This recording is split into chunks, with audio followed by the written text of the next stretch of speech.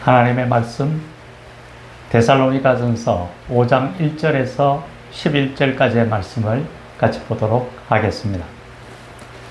형제들아, 때와 시기에 관하여는 너희에게 쓸 것이 없음은 주의 날이 밤에 도둑같이 이를 줄을 너희 자신이 자세히 알기 때문이라.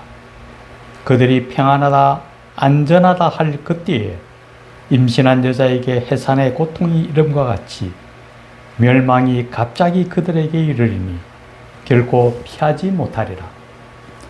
형제들아, 너희는 어둠에 있지 아니하매 그날이 도둑같이 너희에게 임하지 못하리니 너희는 다 빛의 아들이요 낮의 아들이라. 우리가 밤이나 어둠에 속하지 아니하나니 그러므로 우리는 다른 이들과 같이 자지 말고 오직 깨어 정신을 차릴지라. 자는 자들은 밤에 자고 취하는 자들은 밤에 취하되 우리는 낮에 속하였으니 정신을 차리고 믿음과 사랑에 호심경을 붙이고 구원의 소망의 투구를 쓰자. 하나님이 우리를 세우심은 노하심에 이르게 하심이 아니요 오직 우리 주 예수 그리스도로 말미암아 구원을 받게 하심이라. 예수께서 우리를 위하여 죽으사 우리로 하여금 깨어 있든지 자든지 자기와 함께 살게 하려 하셨느니라. 그러므로 피차 권면하고 서로 독을 세우기를 너희가 하는 것 같이 하라. 아멘. 오늘 전할 하나님의 말씀은 피차 권면하고 덕을 세우라입니다. 이 시간 성령께서 우리의 마음을 주장하시고 우리로 하여금 하늘나라의 비밀을 깨닫게 함으로써 이 시간 우리 모두에게 은혜가 충만한 시간이 되기를 간절히 축원합니다. 세상 사람들이 가장 궁금해하는 것은 무엇일까요? 도대체 우리가 무엇을 가장 궁금해할까요? 아마 여러 가지가 있을 수 있지만 대부분의 사람들이 궁금해하는 것은 미래에 대한 것일 겁니다. 앞으로 우리에게 어떤 일이 닥칠까? 또 개인적으로 우리에게 어떤 일이 일어날지 그러한 것들이 너무 궁금한 나머지 점집을 찾거나 무속인들을 만나는 경우가 많지 않을까 생각합니다. 오늘날에도 보면은 정말 많은 점집과 그런 무속인들의 집들이 참 많이 눈에 띄는 걸 보면은 대부분의 사람들이 그런 걸 궁금해하는 것 같아요. 그런데 그러한 무당이나 무속인들이 미래를 알 수 있을까요? 그들 중에 몇몇은 아마 지나간 일들을 좀 더 비교 소상하게 아는 경우도 아마 있다고 들었습니다. 그런데 그런 것들은 여러 경로를 통해서 정보를 알거나 특별한 경우에 그런 지나간 일들에 대한 일부 알 수 있는 경우도 있을 수 있겠죠. 과거는 이미 지나간 일이니까 어쨌든 그것은 이루어진 일이니까 그것을 알 수 있는 어떤 방법이 있을 수는 있을 수도 있습니다. 하지만 앞으로 닥칠 미래에 대해서는 어느 누구도 정확하게 아무도 알 수 없을 겁니다. 전도서에 보면은 하나님께서 사람으로 하여금 하나님이 하시는 일의 시종을 알 수 없게 하셨다라고 합니다. 다만 우리 인간에게는 영혼을 사모하는 마음을 주셨다라고 하십니다. 미래는 인간의 영역이 아닙니다.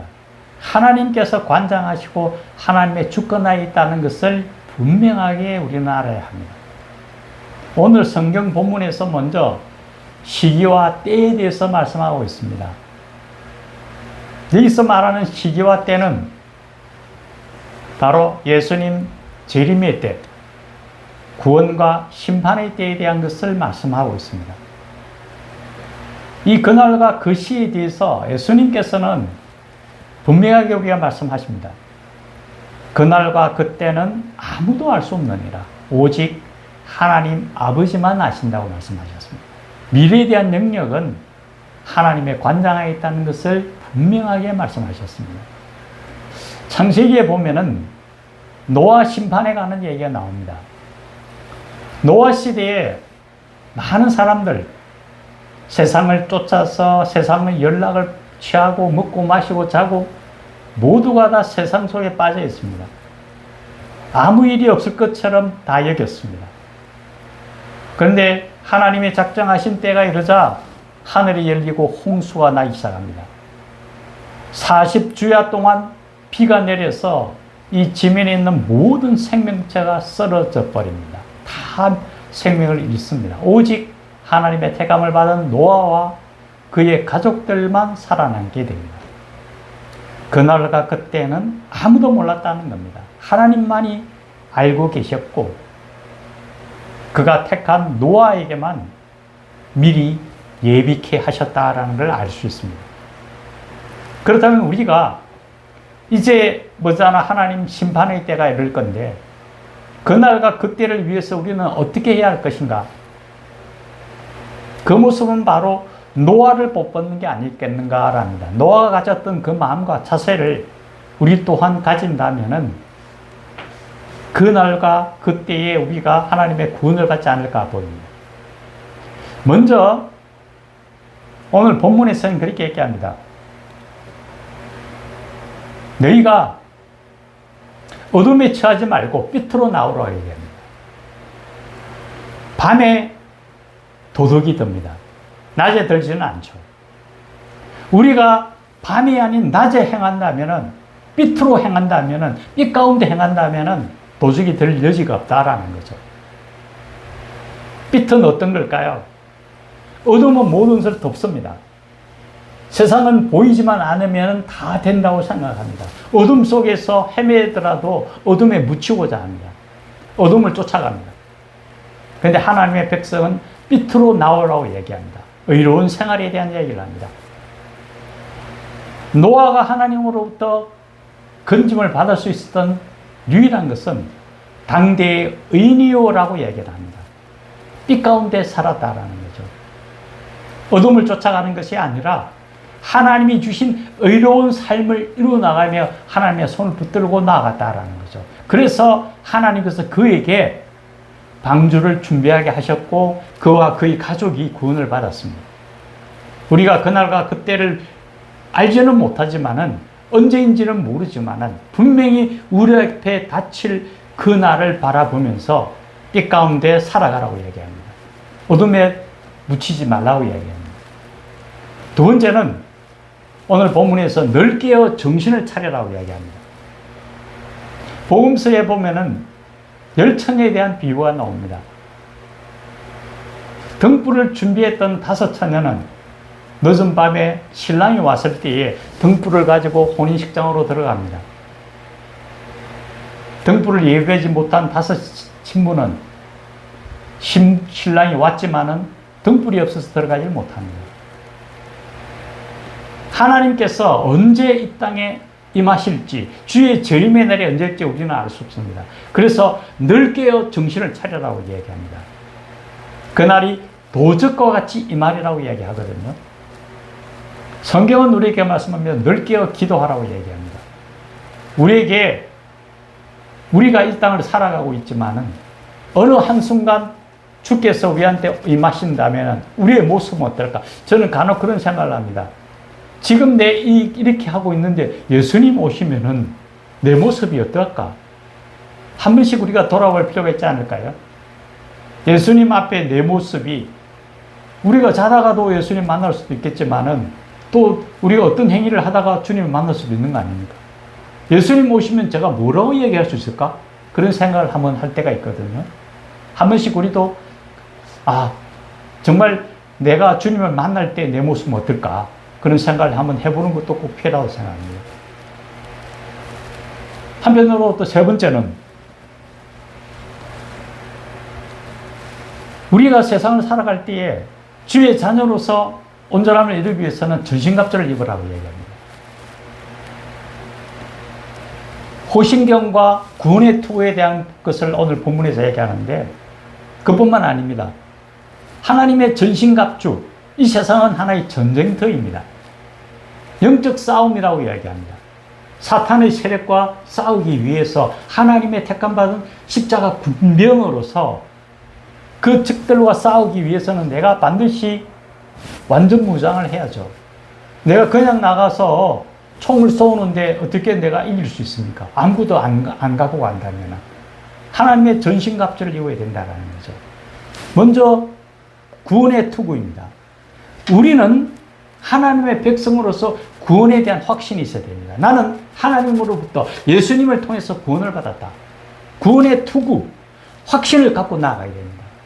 의의 흉배를 붙여야 됩니다. 아까 말씀드렸던 것처럼 어둠이 아닌 빛 가운데 의를 덧입고 예수님이 나에게 덧입혀 주시는 의의 세마포를 덧입고 의의 흉배를 붙이고 나가야 된다는 거죠.